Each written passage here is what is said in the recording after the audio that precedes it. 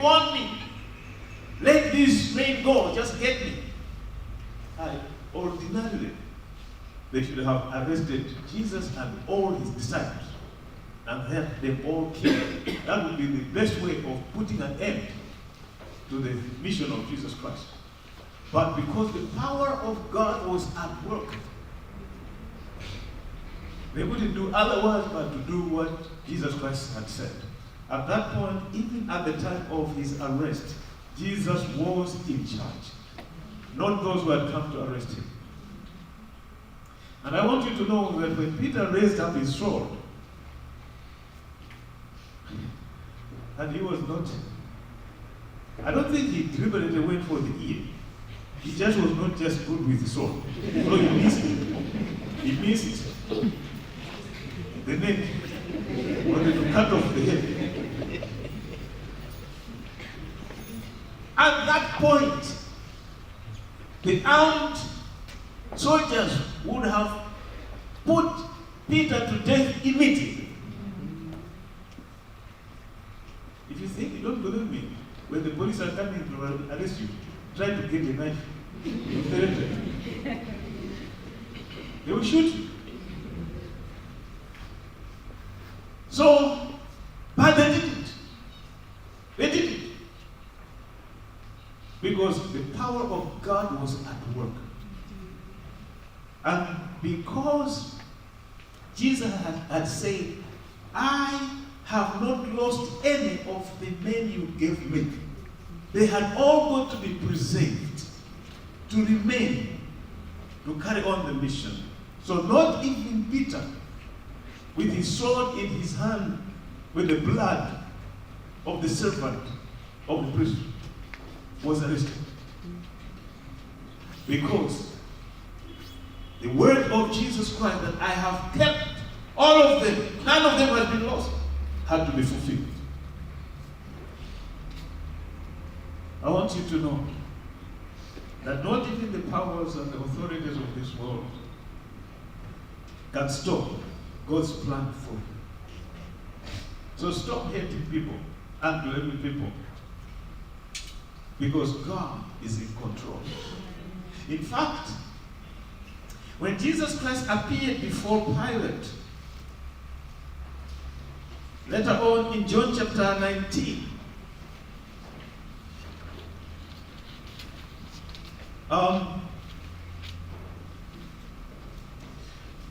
Pilate said, don't you know that I have power? When he was asking Jesus, and he refused to speak. John chapter 19 verse 10. Do you realize? Do you refuse to speak to me? Pilate said, don't you realize I have power either to free you or to crucify you? Pilate thought he had.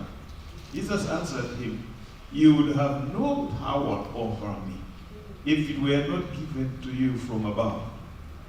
Therefore, the one who handed me over to you is guilty of greater sin. Otherwise, Jesus said, even here in your chamber, I have power and control.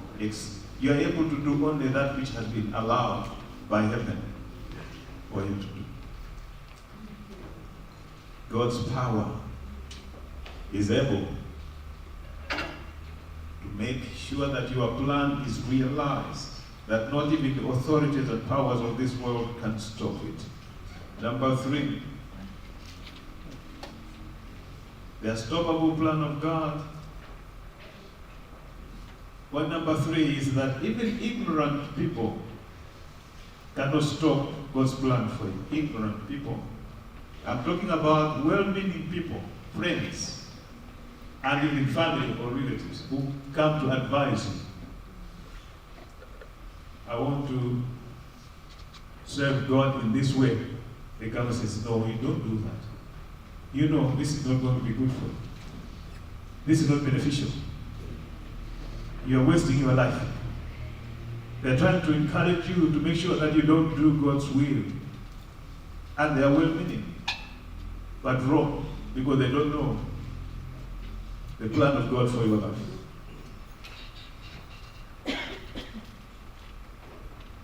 You see, see, Peter, the first time Jesus started talking about his death, he drew him aside and said, "Sir, it's not right for you to be talking about going to Jerusalem and to die. This is very discouraging. We've left everything to follow you. Now you are talking about going to die. What will happen to us? Don't talk like this." Jesus turned over to him and says, "Get ye behind me, Satan. That's not God's will. That's man's will." Now this time, people have come to arrest Jesus Christ. And Peter had just said, "Even if it means going to prison, I will go with you." So Peter drew out his sword to resist the arrest. They will not arrest you over my dead body. Peter declared. And we read that Jesus commanded Peter, "Put your sword away." That was not just a sentence, but a command. "Peter, put your sword away." This was a tense moment. Peter's was well-meaning, but ignorant. Peter did not, out of his love for Jesus Christ, but well misplaced. Not understanding how God works and God's plan. His ignorance could not stop the will of God being fulfilled. I can also give another example from the book of Genesis, book of 1 Samuel, that people can be well-meaning, but ignorant. Their ignorance will not stop God's will to be fulfilled in your life. God said to Samuel, prophet Samuel, "Go to Bethlehem. I have chosen one of Jesse's sons to become the king after Saul." Jesse got to Bethlehem and Samuel got to Bethlehem and told Jesse, "Consecrate yourself and all your sons and bring them before me." All your sons. Jesse brought his sons, but left out one, whom, according to him, was not very important. He left out one. He left out David. So David was excluded, not out of malice, but because according to Jesse's judgment, he was such a small boy. They're looking for someone to choose someone to do God's business. They cannot go for that small boy. I have these well-grown up men.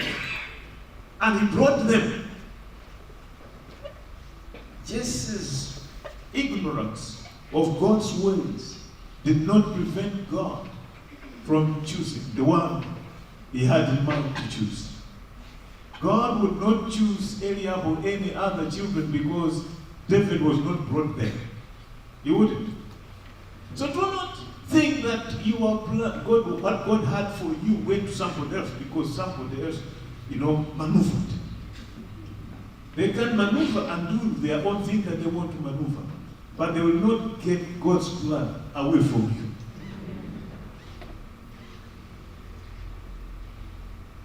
And so, after all of David's sons had passed through, 7 of them, 7. 7 is a complete number. 7. We read in 1 Samuel chapter 16, verse 10. Jesse made 7 of his sons pass before Samuel. But Samuel said to him, "The Lord has not chosen these." So he asked Jesse, "Are these all the sons you have?" There is still the youngest. Jesse answered, but he's tending the sheep.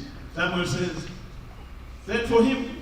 We will not sit down until he arrived. So he said, and he had him brought in. He was ruddy and with a fine appearance and handsome features. Then the Lord said, rise and anoint him. He is the one.